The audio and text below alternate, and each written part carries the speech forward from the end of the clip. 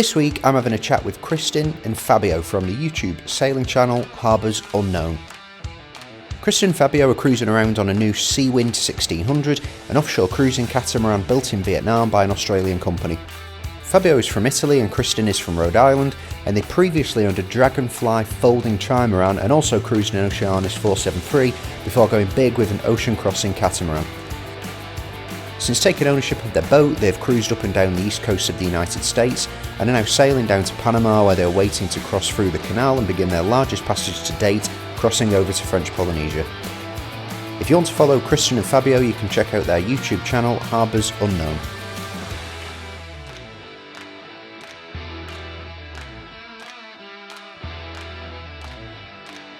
If you want to support the podcast and view the full video versions of each episode, visit the Ocean Cruisers Patreon site and follow us on Instagram and Facebook to keep up to date with the guests, as well as tuning in to watch some of our own experiences as we start to get our boat ready to start our circumnavigation. My wife Hibba will be documenting some of our travels, and I'll be sharing footage of the refit of our boat, which is a Jeanneau 54 DS. We're thinking to cross at the end of February. So we're thinking to transit the canal end of February. We're trying to tie up, we have a list of projects that we need to do before we cross the Pacific. So we'd like to tie up those projects in Linton Bay, just because we have spent a bit of time here and we know people who can help us get the work done. The marina is affordable. And so we'd like to get as much as we can done here, then transit the canal end of February, and then tie up any loose ends on the Panama City side. And then we're hoping the go date to be around March 8th. So like that first to second week of March, but we'll see. Right, that's cool. Yeah. That's pretty exciting. What do you need to do to you? So you want to get your boat ready now to basically cross the Pacific rather than deal with it when you're on the other side. Oh yeah, yeah, for sure. What is it that you need to do to it? We got some little bits and bobs here and there, stuff that we need to fix. I need to replace some of the running rigging. There's some chafe lines. We need to some gel coat touch-ups, and we have we're gonna have to fix this breaker that is broken and I'm gonna put a Victron transformer, because we have a 110 boat and everywhere else it's 220. So we're gonna be in New Zealand at some point. Well, yeah, because even when you get to the French Marquesas, that's on 220. That's European. Yeah. It's not Europe. Yeah. Right. No, but yeah, it's European current. Yeah. So that kind of stuff. What else? Oh, we have a new anchor. We bought a new anchor. We have to change the chain. We need more chain. So then I'm going from, I have a 10 millimeter chain. I'm going to an 8 millimeter Aqua 7, which is a G70 strength. Is a stronger chain. So I have to change also a piece on my the gypsum on the windlass. The chain counter doesn't work. I gotta change the sensor on the chain counter. What else? Oh, we have to install one of the whole list. I can go through the list. Actually, a lot of these things are on my list as well. So I need to do the chain counter. I was doing gel coat today. A lot of stuff. Our autopilot went for a long tour to the end of the world, and so we have to put a new one. The computer, the NAC, the B&G NAC 3 just failed. So we're picking up one in Fort Lauderdale and coming back. We'll install that. We're also getting some spare parts for that. The controller for the engine, the B&G throttle, the Yamaha throttle. Oh, sorry, the Yamaha throttle. The VC10 Yamaha throttle is it's also not. It's an electric one. Responding. Yeah. So if you can, on our boat we have dual elms, so you need to have electric controls if you want on both sides. But if you can at all avoid all electric controls on your boat, stick with wires if you can. Yeah. Is it that? Yes, have you got that full B&G like integrated system? They've got them on the Bavarias where like you control all your lights through your chart plotter and all that. Have you got that? No, we don't have that. That is the what's it called? Sail steer? No, it's called. No, it's like a full boat management system. Yeah, but it's garbage. Some guys installed that. You see everything on a panel. You can dim your lights, all that kind of No, stuff. I don't need that. Yeah, I don't want that. It's No. we don't. No, we have the minimalistic setup when it comes to B&G. We have three displays though. Nice. And that's the other concern with having integrated systems on a boat, that when one thing fails, potentially everything fails. Right. So we've been talking about having an autopilot that is independent and non-networked in. So having our network autopilot, and then having a separate one, which is a standalone, goes to the ram arm that controls but it has its own compass and its own display, and so when everything else fails, you turn that on, you plug it in, and that should work. So that's another. Yeah, that's a really good. What? So you're thinking of having two of them on there and basically just making sure that only one is active and you've got the other as a redundancy. Right. So really good idea.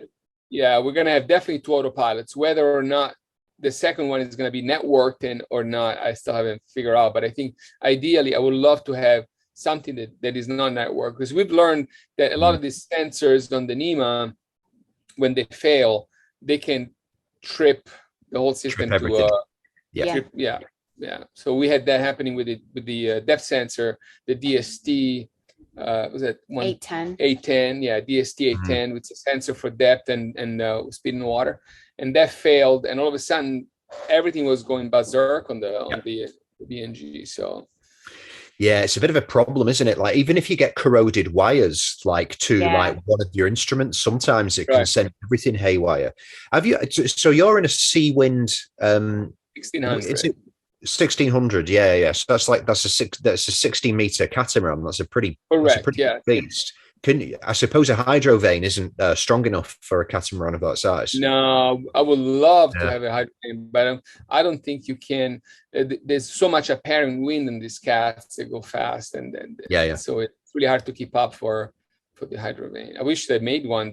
Plus, there is really no good place to put it, because basically your stern is all covered by the cockpit. There's not enough airflow and back in there, I think. I mean, I did some research. I'm not expert, but I didn't find anything. True. I've seen them on some smaller catamarans. When we were in Cape Verde last year, there was quite a few. That's where you take off from the Atlantic if you want to do a shorter route.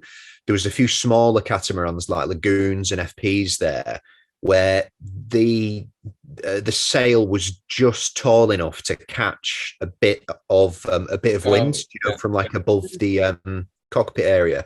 But any bigger and it would have struggled. They should make a bigger one. Like the biggest market is for 45-foot plus catamarans, and I suppose they wouldn't actually work on them. Yeah, that would be. They should, right? Would it be great to have one? I mean, I would love to have one, but you have a monohull, right? Yeah, I have a monohull.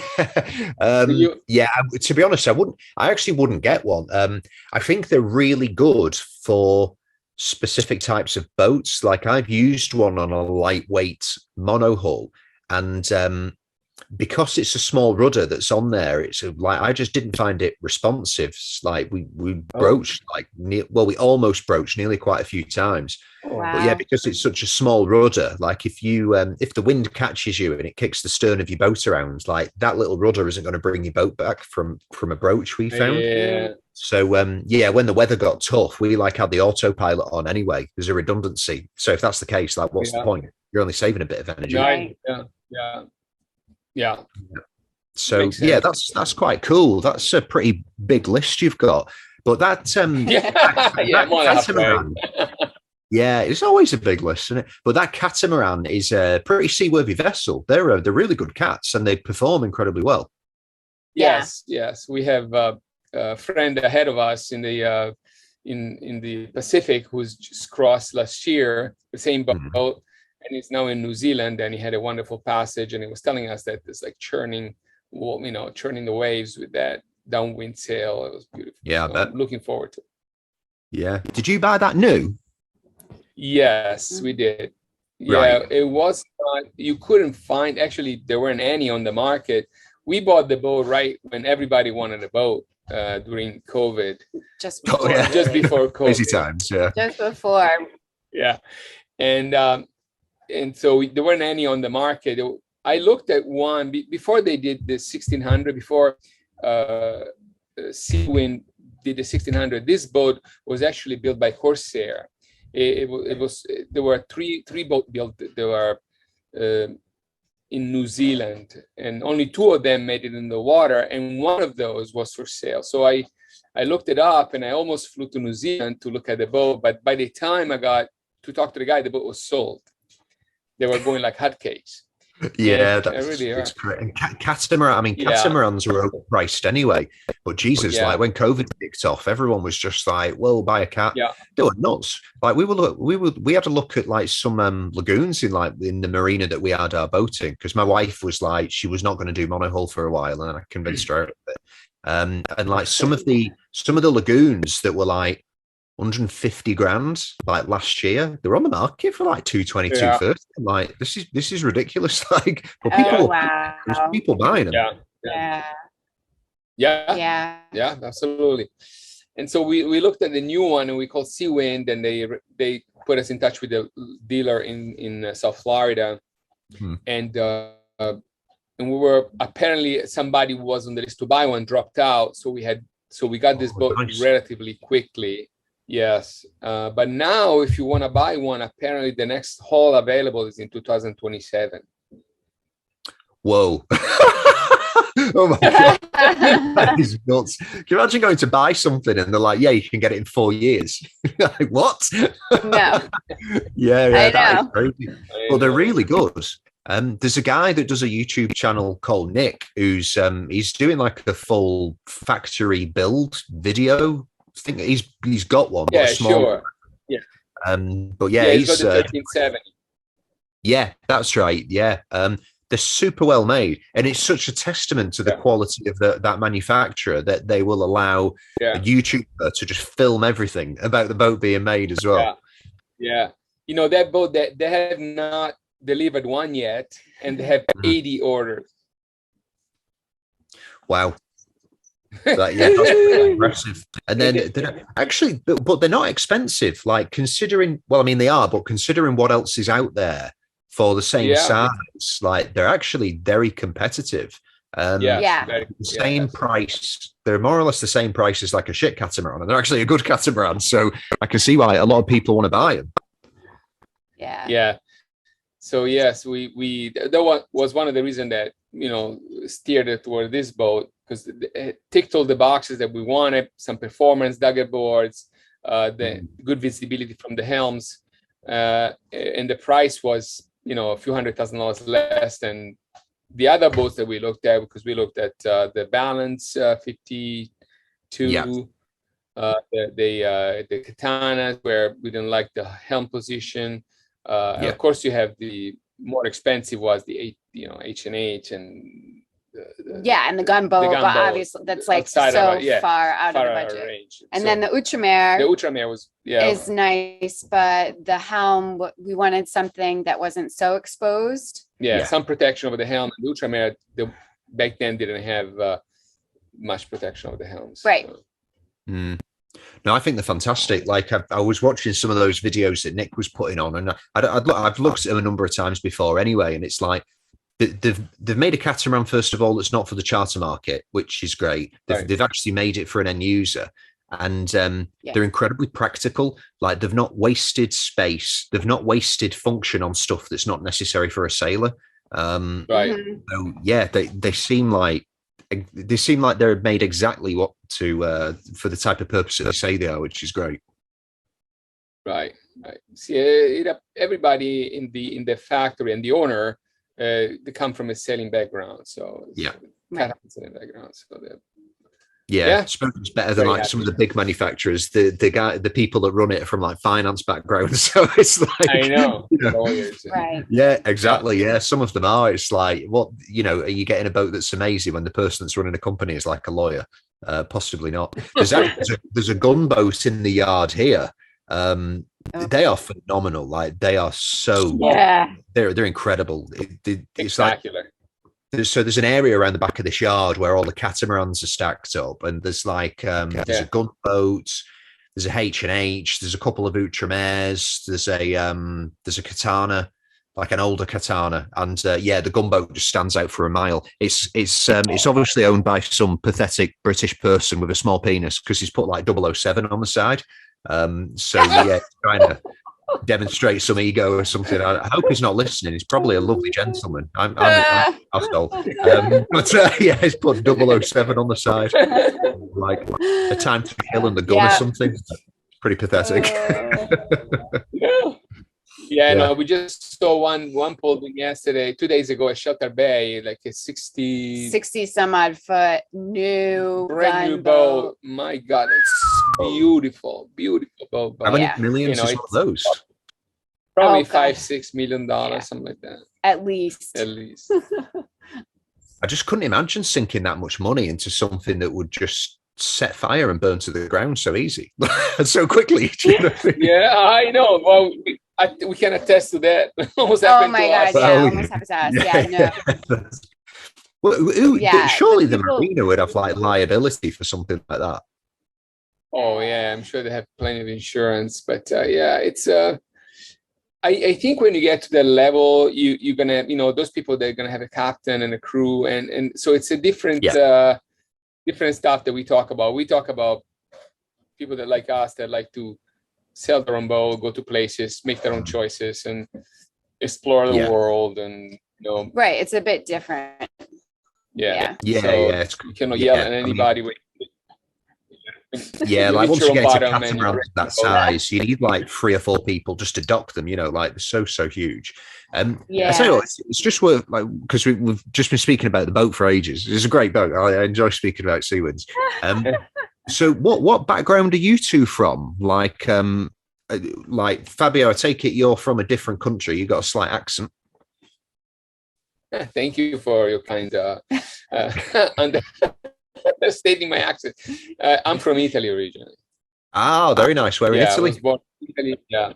Yeah, a small town on the coast called Piombino. It's like maybe due south of Pisa, maybe half an hour. It's in Tuscany. Oh, beautiful. And if you know where Elba Island is, I'm just across from the island of Elba, And then I went to the United States to study. Yeah, so I moved to the States. I studied surgery. I'm a surgeon. My background is I was a surgeon. I'm not practicing anymore. And then later in life, I went to hospital administration, and I ran hospitals. And then I decided that probably was time to just try something different and live on a boat and sell the world. Why not? Why not? Probably have more responsibility than the vast majority of humans, so now you don't need it anymore. Yeah, it was stressful enough, but fun. Yeah. Kristin, where are you from, and what does your resume look like? I grew up in Rhode Island, and cool. I grew up. Yeah. My dad was a commercial diver, so I didn't grow up sailing, but I did grow up on the water. And I had various jobs, but mainly in marketing and photography. I had my own photography business for a while, worked in advertising. And we just decided that we don't have any kids and we could. So we decided to go sail and travel. Yeah, brilliant. Okay.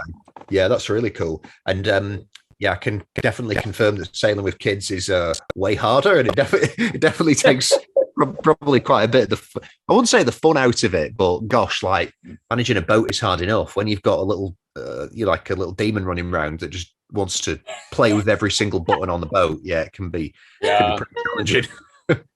Yeah. Yeah, we just Yeah. we met a super nice family recently, and they have a 5-year-old little boy who is just the cutest, but he loves every single button on the boat. So he would come on the boat and Just immediately push start everything. pressing every button. And we're Yeah. like, oh my God, Yeah. just had to hide everything. Yeah. Yeah, his dad Yeah. was like, they have these lagoons with the elm station up and one down, and he's telling a story how it'd be like going, relaxing, all of a sudden the autopilot would be just stop working because the sun was downstairs navigating. Yeah, no, when we were on our old boat, he loved the bilge switch. So we had a switch which just turned the bilge pump off. And every time I walked past this switch, I made sure it was turned on just in case something ever happened. And it's like every time I walked past, it was like, oh my God, he's pressed this bilge switch again. I was like, I'm sure one day I'm just going to turn back up to like a flooded boat, and it's because he's turned the button off. And a year and a half later, he still loves pressing the buttons up. That never changes, unfortunately. That's awesome. Yeah. So when did you get into sailing, both of you? Is it something that you've done for a while, or was it more like a lifestyle choice, like from a traveling perspective? So I've sailed most of my life. As a kid, we used to have hobby cats, and I love sailing hobby cats and wind curves and small keel boats. And then when I moved to the States and I moved to Rhode Island, I was working at Brown University in Rhode Island, and that's when Kristin and I met. And we had a friend that had a small Pearson 36. We used to sail with him, and then we bought together. I wanted a sailboat, so we bought a Beneteau 473, yeah. And we sailed that in Narragansett Bay. Then if you had a chance to sail around Newport, it's a fantastic sailing ground, always a nice stiff breeze in the afternoon with the flat waters. So it's a great place to sail. And then you have, can go to Nantucket, Martha's Vineyard, the Cape. It's a beautiful place. Yeah. So we sailed there for a while, and then I moved to Florida. We moved to Florida for work, and we took the boat down to Florida. But the Beneteau, we had a dock was in one of the canals, and shallow water. It was really hard to get in and out. And sailing in Florida is not that nice because you have this long shoreline, and only a few miles out you have the Gulf Stream, which is like a river of water going up north. So and the prevailing wind is from southeast. So if you want the to recipe for disaster a lot of the time.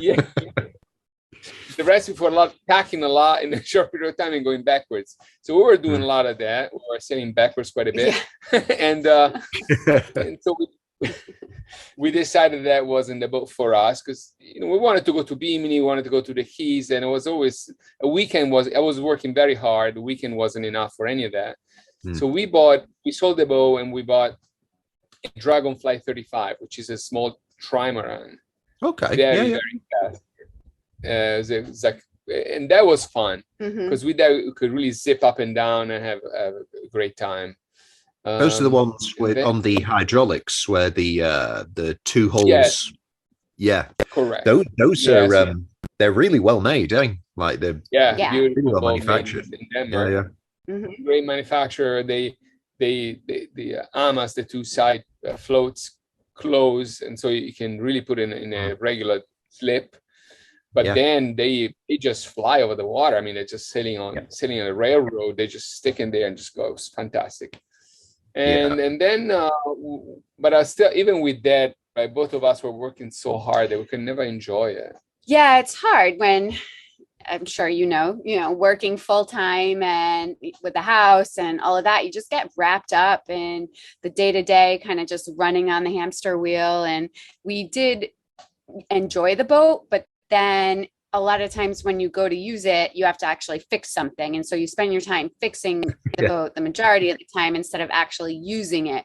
So then it was just like as time went by, we had been watching sailing YouTube channels for ages, and Fabio was like, why don't we just, buy a boat, move aboard and just sail the world. And initially I was a bit hesitant because I used to get seasick on the monohull quite often, and then a bit less with the trimaran.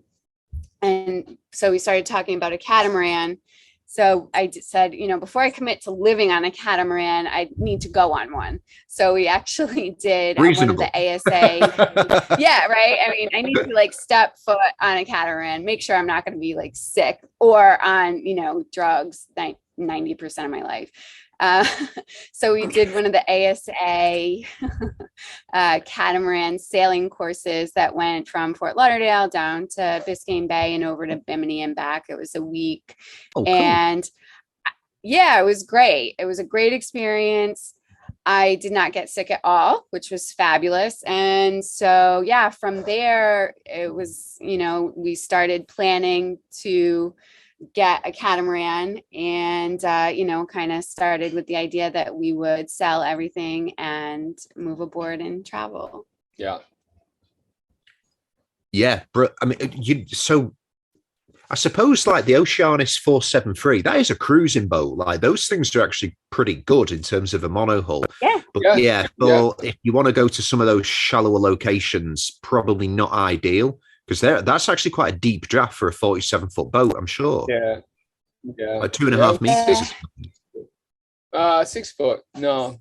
Oh, right. Okay. So it's not. Yeah. But for us, the canal we really had some humps, 4 foot.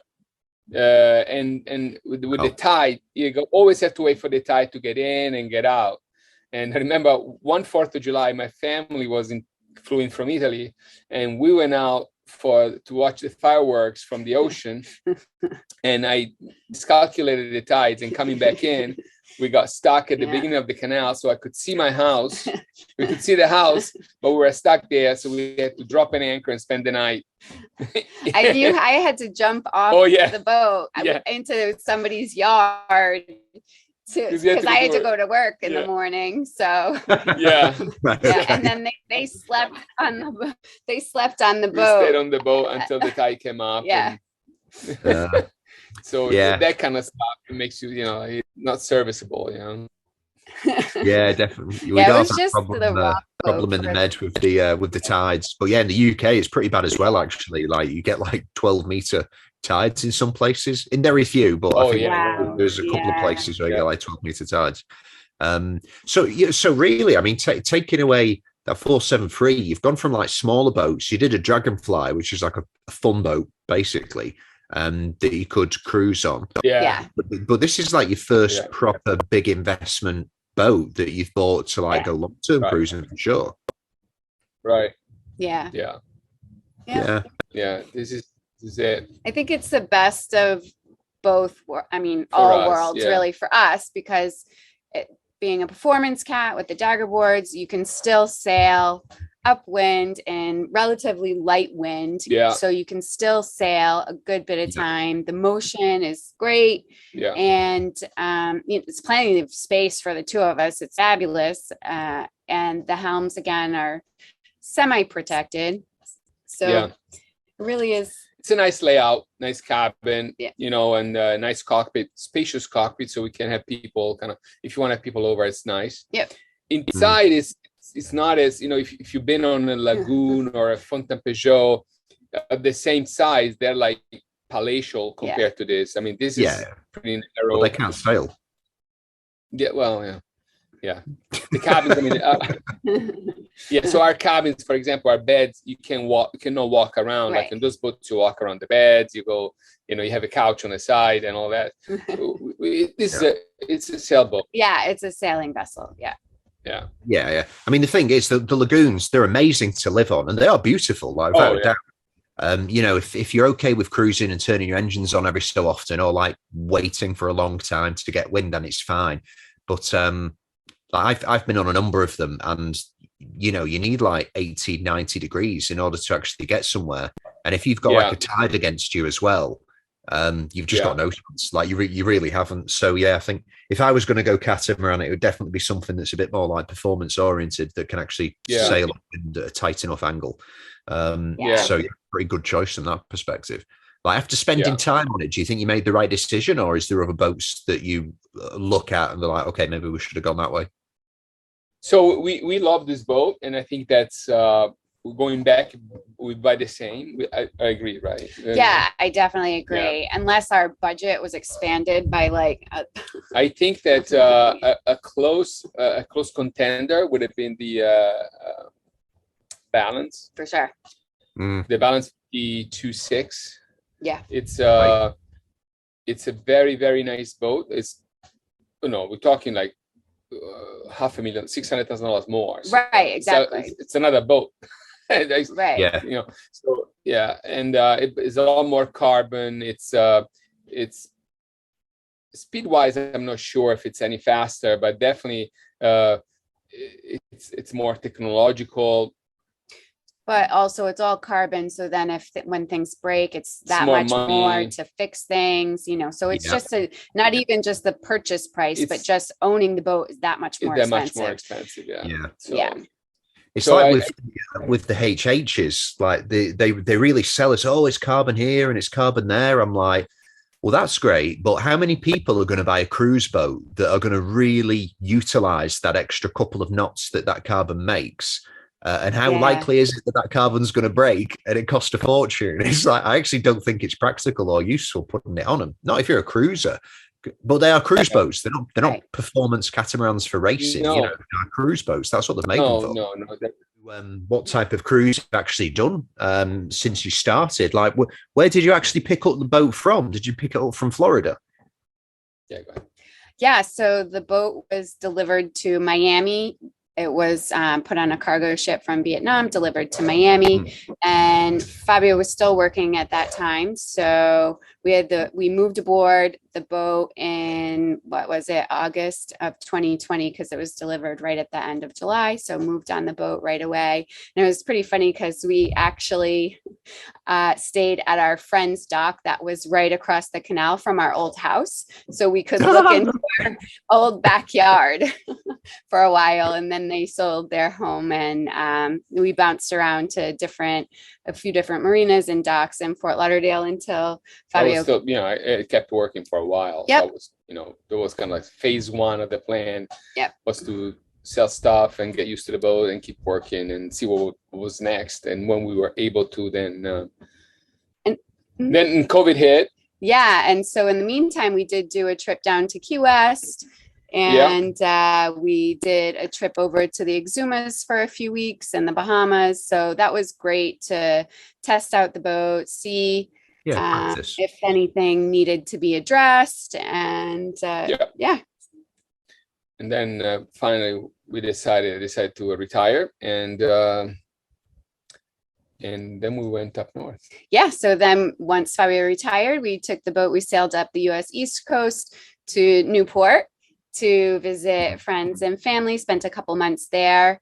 And then we went to Nantucket, we went up to Provincetown, and then we sailed up the coast to Maine, spent some time in Maine there in the summer, which was really beautiful. Yeah, Maine is beautiful. Yeah. And then back down to Annapolis, and the boat was actually in the boat show that year. So I guess that was 2021.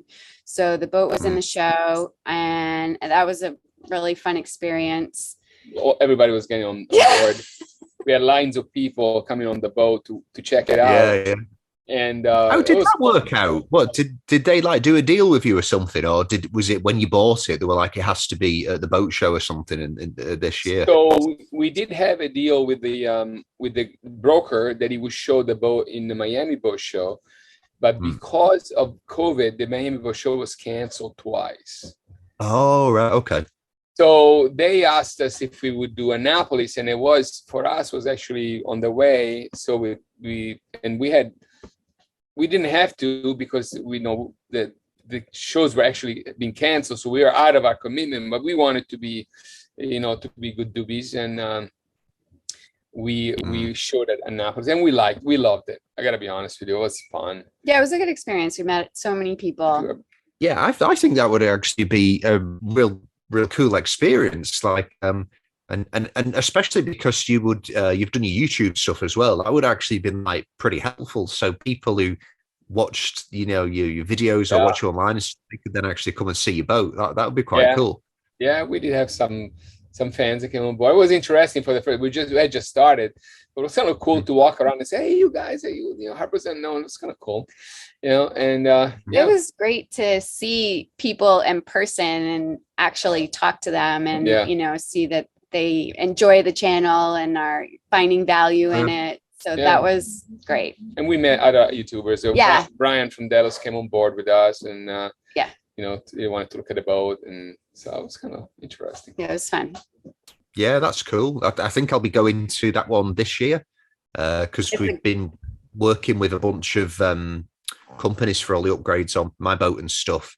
And I think I'll be going there to meet up with them for that. It's really cool that you were based in Florida.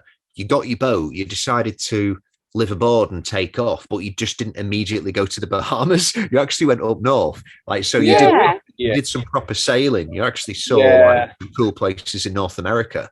And that was like your first liveaboard experience. That's really cool. Yeah, we have been to the Bahamas many times before, bless you. And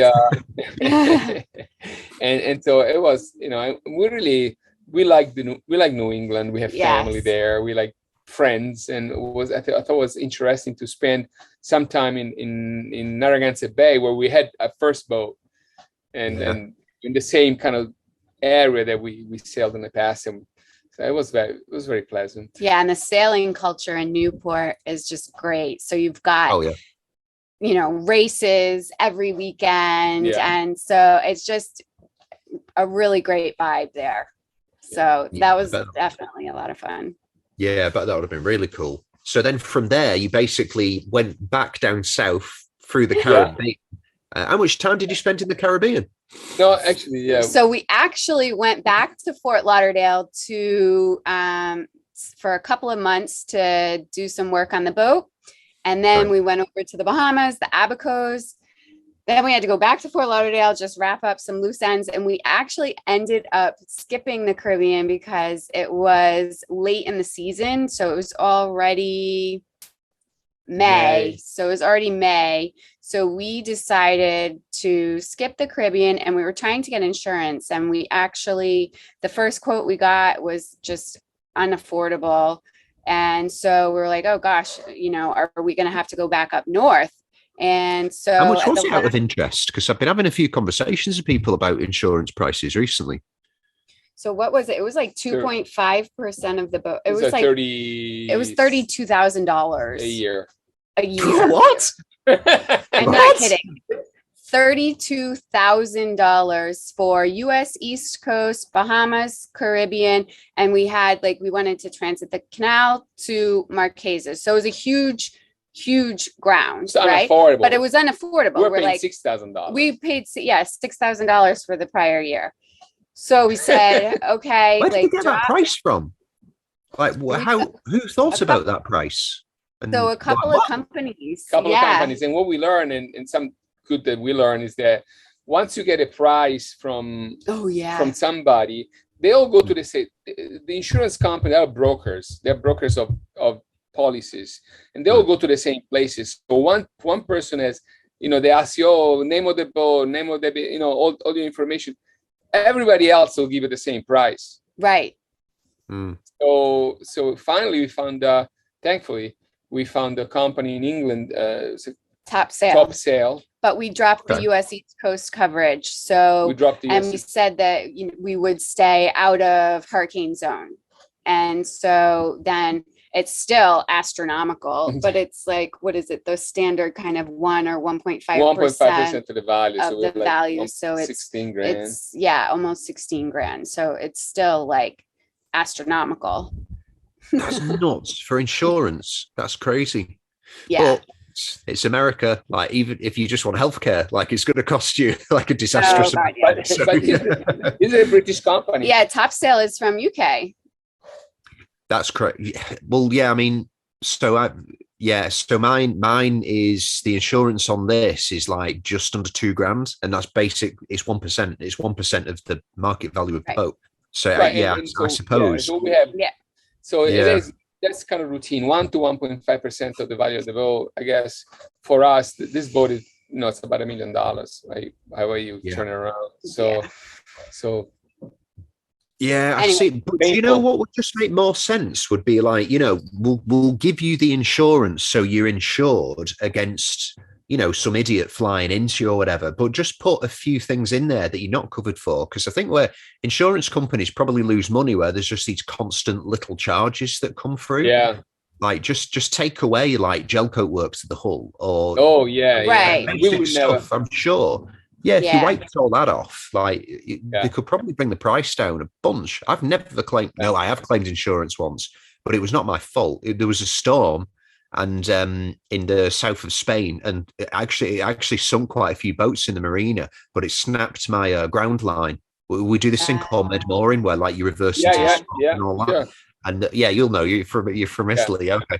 The ground line snapped, and the stern of the boat was just banging against the wall for like 2 weeks because it was during COVID, so we weren't allowed to go to the boats. Oh no! Yeah, somebody put a photo on Facebook of like these sunk boats. I was like, oh, gotta go and check my boat out. So I just broke the law. I became a fugitive. I went to the marina and checked on my boat. It was a good thing I did as well, actually. Yeah. Crazy times. Yeah, no, we never had a claim either. Yeah. And I would never dare to claim something small because deductibles are huge, and then eventually you're gonna pay anyways in your next insurance. Next time you renew. Nah. The only reason to have insurance really is if you have we have to pay. The bank is owning some of the boats, so so we have to carry insurance. Yeah, and then I'm learning, I guess, marinas, if you want to go into certain marinas, that you're supposed to show some kind of liability insurance. Yes, you need to have insurance if you go in the marina. Yeah, and then for French Polynesia, I guess that's the only reason why, if they want to go to the marina and Papete and Tahiti, then you need to have insurance. Yeah, a little bit. But some people, they've been getting small policies, even from like Geico. Yeah. Yeah, it's pretty standard in Europe, which will translate to those EU countries like overseas as well. Like you have to have insurance, and like in the south, not just the south of Spain, the whole of Spain. Like if you go into a marina, it's like insurance, license, passport. Exactly. They want to know everything about you when you're just paying like $30 to float in water for a night. It's just intense. Like it's so unnecessary. Yeah. Like in the UK, like there's places in the UK where you turn up and you can just like pay with a coin machine, and then that's it. You don't have to present any information. You don't need or a boat license in the UK. That is awesome. That's fabulous. It's good. I mean, we don't have charter companies, so you haven't got that many idiots on boats neither. Whereas in the Med, it's crazy. Like the quality of the seamanship is pretty appalling quite often. It's pretty bad. Right. But at least you need to have some sort of certification that you are a boat, like some sort of license in Europe, like to own a boat. In the United States, all you need is money to buy a boat. Even if you never set foot on one, you can just buy, a 50, 60-foot yacht, push the button and drive it, especially on a motorboat. Yeah, you don't need any license, nothing. Just I mean, you don't in the UK, but it's pretty uncommon for sailors to have not done an RYA course because they're not expensive and they're very good, and they do teach you a lot about safety. The one in Spain is bizarre.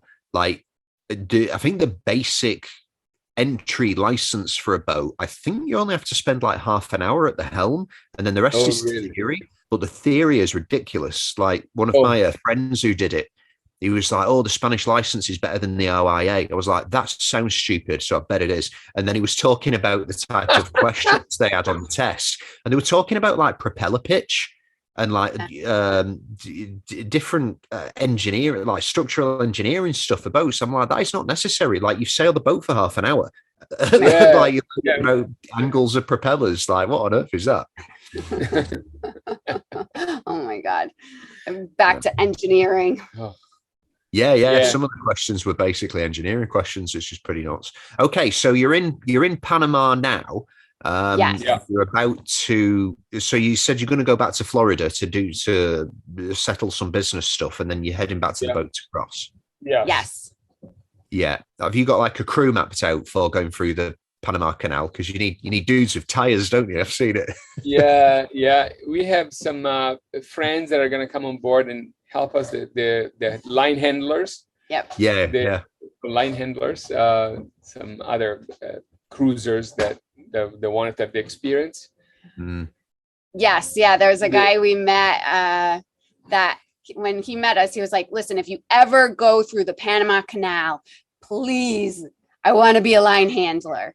And so it was really cute. It was really, really cute. So, and he's such a funny guy. He's a so very nice, yeah, smart guy. Yeah, it's very smart. Electrical engineer, great sailor. Yes. We did the race in with the Seawind had a rally in Key West, and that's how we met him. There was a race day, and we were coming. Of course, we had the quote unquote the fastest boat. It was the biggest boat. There was no handicap because everybody was racing together, but we didn't know that. We thought we had passed the last buoy, so we were going downwind, and as soon as we passed the buoy, we were like, stop sailing. We're like, yeah, hey, we won, but it wasn't the end of the race. So we had to turn around, and once we realized everybody was going, so we turned around and we started catching up again, and on one of the attack. This guy Bob was coming and he was on a starboard tack, and he had the right of way, and I was playing chicken with him, and he was just super close to him, and I had to turn, and then end up winning. But and then we became, it was no animosity. It was it was funny. It was really funny. Really good. He was like, I was going to get me a new boat. He was like, yeah. Hit me. Perfect excuse. Oh, that's really cool. So, once you get to the other side, are you thinking about doing any of the East Coast, or are you? Sorry, is it North, South, East? No, it's the West Coast. I always get that confused. I have something wrong with my brain when it comes to East and West. Are you thinking about doing any of the West Coast of the Americas, or do you just want to hop straight over? Well, hopping straight over. Probably. Yeah, we'll probably hop straight over. We had thought about doing some of the west coast of Panama, Coiba over there is supposed to be like really great fishing grounds, but we want to spend probably like 6 or 7 months in French Polynesia. So we're probably just going to hop and just cross right away. Spend a few days in Coiba. That's it, right? Maybe spend a few days in Coiba, but then just hop over to the Marquesas after that. I'm certainly looking forward to that. I am really looking forward to that. I love the underwater world and the reefs and the marine life. We have the only schedule we have is I would love to be in Moorea in September for whale season to go diving with the whales. But other than that, so it's the huge ones. That would be really amazing. So But on this side of the world, we gotta say that Sandblast was really Sandblast was really pretty on this side. If you ever have a chance, for sure. Sandblast is really a beautiful place. Well, I'm not that interested in the Caribbean. I'd skip through a few islands, probably the European ones, just because they'd be super easy and you don't have to deal with visas and stuff like that. But I've been on vacation a lot of times to the Caribbean, and it's nice, but it's very samey. Like they're all quite similar, and there's either not much to do. Or they're super expensive. Like it's either one of the two. But I'd be pretty keen to get to like Panama. I'd love to do like Colombia. I'd love to do Venezuela, but there's loads of problems there at the moment, which is such a shame. The islands look stunning. So if they can fix that within the next 5 years, by the time I get there, I'd be very happy. So I'm looking forward to getting to Sandblast. So I was talking to my friend James. He does like some YouTube stuff. We did a video chat the other day, and he's there at the moment. They are now. Yeah. Him and Plucky, they're both there. Well, Plucky's actually coming here in a few weeks. He's building a boat in Greece. We were talking the other day. He's going to be building a boat just a couple hours of where I'm refitting my boat. So when I fly in March, I'm going to go and check out his build, what he's up to. He was saying that he needs to get some regulation certificates or something before they can start building it. But yeah, that would be a pretty cool project what he's about to embark on. That's really interesting. Yeah, for sure. You've got an amazing plan, and it's I think you've you've obviously got a really good boat. You've done your homework properly, and you've got a catamaran that is that's a strong sailor, and yeah, that's going to be a great crossing. Like going from Panama over to French Polynesia, that's going to be amazing. So listen, best of luck with it. I hope it goes well. I'll be following on Instagram to Thank you. the photos for when you arrive, and yeah, wish you the best of it. Thanks for Thank you very much. Appreciate it. Yeah, thanks for having us on. Yeah, it was great fun talking to you and meeting you. Thank you.